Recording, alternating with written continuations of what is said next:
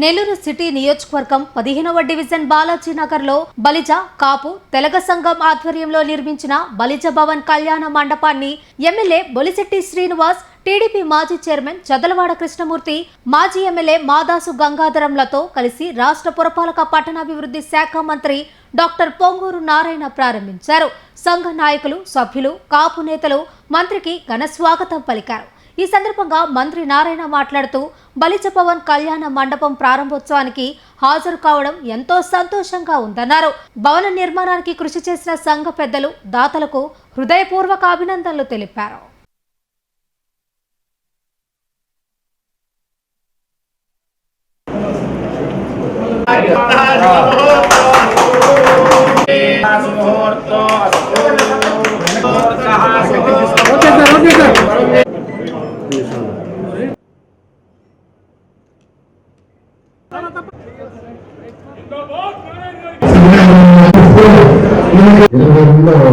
దీనికి చైర్మన్ అయ్యారు. దీని విషయం అభివృద్ధి అనేక సార్లు లక్ష్యాలు రావటం, అనేక విషయాలు దీని మీద డిస్కస్ చేయడం జరిగింది. చివరికి ఎలాగైనా 2023లో దీన్ని శంకుస్థాపన చేసి ఒక చక్కటి బిల్డింగ్ నెల్లూరులో నలుగురి కులస్తులకు, పేదలు, నిరుపేదలు ఎవరైతే ఉన్నారో వాళ్ళందరికీ ఏర్పాటు చేసిన గిరిని మరియు దీనికి సంబంధించిన ప్రతి ఒక్కరిని నేను ప్రత్యేకంగా అభినందిస్తున్నాను. దీన్ని కట్టేటప్పుడు నా దగ్గరికి వచ్చారు. కట్టే ముందు కొంత ప్రైమరీ కూడా ఉంటే అప్పుడు 30 లక్షలు ఇచ్చినట్టున్నాను. మళ్ళీ ఈ మధ్య వచ్చి మళ్ళీ అడిగితే ఒక 20 లక్షలు ఇచ్చాను. మొత్తం 50 లక్షలు ఇచ్చాను. కృష్ణమూర్తి గారు కూడా 33 లక్షలు దీనికి ఇవ్వడం జరిగింది. అనేక మంది దాతలు కూడా దీనికి చేశాను. అయితే దీంతో ఈరోజు నేను గవర్నమెంట్లో ఉంటాను, ఎన్డీఏ ప్రభుత్వంలో ఉన్నాను. 2014 కూడా ఇదే శాఖ మంత్రిని. అప్పుడు బీసీ భవన్ అని ఇలా అనేక భవన్లు కట్టేటప్పుడు ఒక కాంపౌండ్ కూడా కడతామని మన అడగాలంటే మన దగ్గర 3.4 ఎకరాలు ఉంటే దాని వెంటనే కాంక్రీట్ చేసి అప్పటికప్పుడు క్యాబినెట్ భవన్ తప్పని చేసి 3.4 ఎకరాలు ఇచ్చి రాష్ట్ర ప్రభుత్వం 50 లక్షలు శాంక్షన్ చేస్తే నారాయణ గ్రూప్ నుండి ఒక భవన్ కూడా ఇచ్చి గ్రౌండ్ కూడా కంప్లీట్ చేశాం.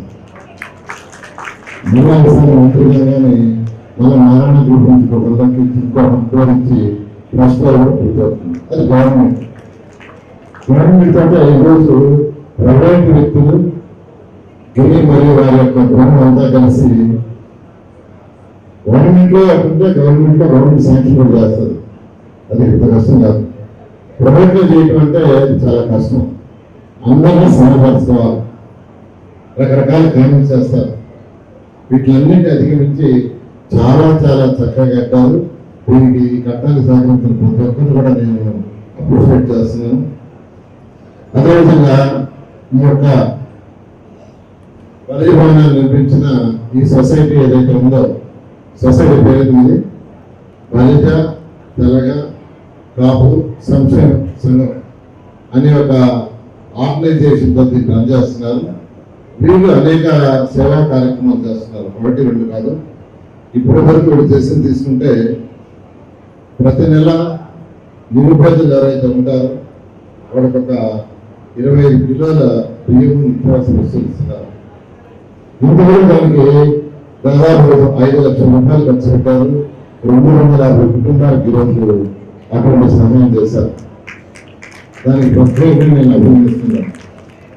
అదేవిధంగా మహిళలు ఎవరైతే మహిళలు ఉన్నారో, పేదలు, నిరుపేదలు ఉన్నారో వాళ్ళందరినీ కూడా ఆర్థికంగా ముందుకు తీసుకురావాలి, వాళ్ళ కాలంలో నిలబడాలని ఉద్దేశంతో వాళ్ళందరికీ 90 రోజులు కుట్టు మిషన్ ట్రైనింగ్ ఇప్పిస్తూ వారికి మిషన్లు ఏర్పాటు చేస్తూ ఈరోజు ముందుకు పోతున్నారు. దాన్ని కూడా నేను ప్రత్యేకంగా అభినందిస్తున్నాను. మూడవది అన్నిటికంటే ముఖ్యమైనది, ఇందాకనే మన యొక్క సభ్యులు మాట్లాడుతూ ప్రకాష్ రావు గారు, ఆర్ఎస్ ప్రకాష్ రావు గారు అడ్వకేట్ మాట్లాడుతూ క్వశ్చన్ చెప్పారు. ఈరోజు సమాజంలో నిజంగానే బలిజ కులస్తులు ఎవరైతే ఉన్నారో వాళ్ళు కొన్ని కులాలతో పోలిస్తే చాలా అక్కడికి ఉన్నాం.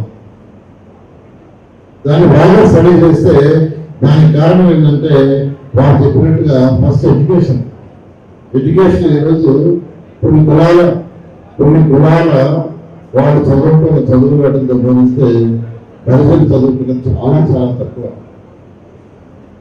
వారు చెప్పినట్టు ఫస్ట్ చదువు, ప్రతి ఒక్కరూ ఎడ్యుకేట్ అయితే ఆటోమేటిక్గా రాజకీయాలు వస్తాయి, ఆర్థికంగా డెవలప్ అవుతారు.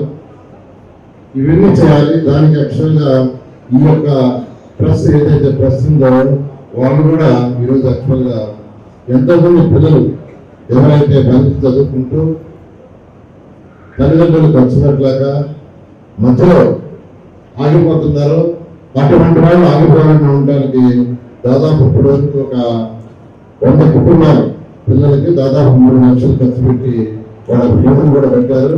దాన్ని కూడా మనం ప్రత్యేకంగా అభినందిస్తున్నాను. కృష్ణమూర్తి గారు అనేక విషయాలు చెప్పారు. అదేవిధంగా మన యొక్క శాసనసభ్యులు శ్రీనివాస్ గారు కూడా అనేక విషయాలు చెప్పడం జరిగింది.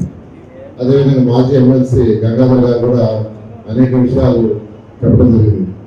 ఏది ఏమైనా నేను ఒకటే చెప్పేది, బలిజలు డెవలప్ కావాలి అంటే ఏది కూడా ఊరికే రాదు, ఏదైనా కష్టపడాలి.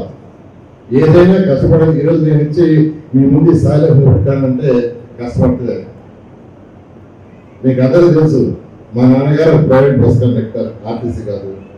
ఆయన ఎన్ని ఉందని తెలిసింది. మా అమ్మగారు ఏముందిరా. కానీ ఈరోజు ఈ స్టేజ్కి వచ్చానంటే కేవలం కారణం ఏంటంటే చక్కగా చదవకండి. అందువల్ల నేను అందరినీ కూడా రిక్వెస్ట్ చేసేది, అందరికి చెప్పేది కూడా మన పిల్లల్ని బాగా చదివించండి. దానికి ఈ ట్రస్ట్ కూడా ఏదైతే ఉందో ఆ ట్రస్ట్ కూడా ఇంకా వారు చేసే కుటుంబ విషయాలు కావచ్చు, నిత్యావసర ఇవ్వడం గురించి, ఎడ్యుకేషన్, అందులో ఎడ్యుకేషన్కి స్పెషల్గా డ్రైవ్ చేయాలని ఎంతోమందికి సహాయం చేయాలని కోరుకుంటూ, దాంట్లో నా వంతు కూడా ఖచ్చితంగా నారాయణ ఆర్గనైజేషన్ నేను కూడా చేస్తాను. ఈ సందర్భంగా తెలియజేస్తూ ఈరోజు ఇంత మంచి అవకాశం ఇచ్చిన నేను ఇవాళ ఎమ్మెల్యే అయ్యాను. మా నాన్నగారు ఒక ఆర్టీసీ డ్రైవర్ చెప్పడానికి నేను తెలుసుకోవాలి. ఎందుకంటే మా నాన్నగారు కష్టపడ్డారని చెప్పుకుంటూ తప్పులేదు, మా నాన్నగారు రిక్షా తాగేదని చెప్పుకుంటూ తప్పులేదు, మా నాన్న కన్ను వేసేంటే తప్పు భయపడాలి. కాబట్టి నేను బెల్లిగూడలో ఉన్నాను కాబట్టి, ఆ ప్రాంతంలో మా ఓటింగ్ ఉంది కాబట్టి అప్పుడు నన్ను ముఖ్యమంత్రి చేశారు చంద్రబాబు నాయుడు గారు. ఈరోజు మళ్ళీ నన్ను ఎమ్మెల్యే చేశారు. ఒకసారి ఓడిపోయినప్పుడు కూడా రెట్టింపు ఉత్సాహంతో, దానికి మనకు మెజార్టీ వచ్చిన ఓట్లు కూడా ఎదల పార్టీకి ఇవ్వకుండా వైసీపీని తొంగలు తొక్కి నన్ను గెలిపించారు. మా తాడేపల్లి వాసన అందరికి కూడా ప్రజలకు తెలియజేసుకుంటూ, అదేవిధంగా ఈరోజు చాలా మంది చెప్తారు కులం గురించి మాట్లాడకూడదు, కరెక్టే మాట్లాడకూడదు. కానీ ఇవాళ కులరాజకీయం జరుగుతుంది. ఇవాళ కాపులు ఎక్కడైనా బాగుపడతారు అంటే దాన్ని అనిసిన వ్యక్తులు నలుగురు. నేను సంజీవ్ రెడ్డి గారు, కాసు బ్రహ్మానంద రెడ్డి గారు, అదేవిధంగా జగన్మోహన్ రెడ్డి గారు, మరి రాజశేఖర్ గారు. ఇవన్నీ నిజంగా అడుగుతాను. ఇవాళ చాలా మంది పెద్దలు అడుగుతూ ఉన్నా, మీకు సిగ్గుందా అని అడుగుతూ ఉన్నా. మీకు సిగ్గుంటే వాళ్ళ వెనకాల నిలబడతారా? ఇవాళ రిజర్వేషన్ కోసం రోడ్డు ఎక్కి అడుక్కోకపోతే ఆ రోజు ఉన్న రిజర్వేషన్ మనం తీసేసినప్పుడు మీరంతా ఎక్కడ పడుకుంటారని అడుగుతూ ఉన్నా. వంగవీటి మోహన్ గారు లేకపోతే కాపులకు గుర్తులేదు. చిరంజీవి గారు లేకపోతే రాజకీయాల్లో మనం దత్తలక్ష్మీ మనకే తెలియదు. ఇలాంటివన్నీ చరిత్ర తెలుసుకోవాల్సిన అవసరం ఉంది. ఆ రోజు వంగవీటి మోహన్ గారు చనిపోవడం మన దురదృష్టంగా నేను భావిస్తూ ఉన్నాను. మన వాళ్ళ కోసం పని చేయండి, మన కులాన్ని అన్యాయాన్ని గుర్తు చేసుకోండి ఒకసారి అని చెప్పి తెలియజేసుకుంటూ, ఇలాంటి చోట మాట్లాడే అవకాశం ఇచ్చినటువంటి పెద్దలందరికీ నమస్కారం తెలియజేసుకుంటూ చెందిన వ్యక్తి గారు కాబట్టి ఆయన ఆ స్థాయి దాకా వచ్చారు. ఆయన ఏదన్నా అంటే అది చెయ్యాలని పట్టుతున్న వ్యక్తి. అదేవిధంగా దీనికి మరొక దాతగా చంద్రబాబు కృష్ణమూర్తి గారు, ఆయన 70 సంవత్సరాలు దాటిన వయసు అయినప్పుడు కూడా మరి నేను బలిజోడిని ఈ బలి కులానికి ఏదో చేయాలని ఆలోచనతో ఓపెన్గా మాట్లాడి దీనికి 25 లక్షల రూపాయలు ఇచ్చి ఈ భవనాన్ని పూర్తి చేసినందుకు వారికి కూడా తెలియజేసుకుంటూ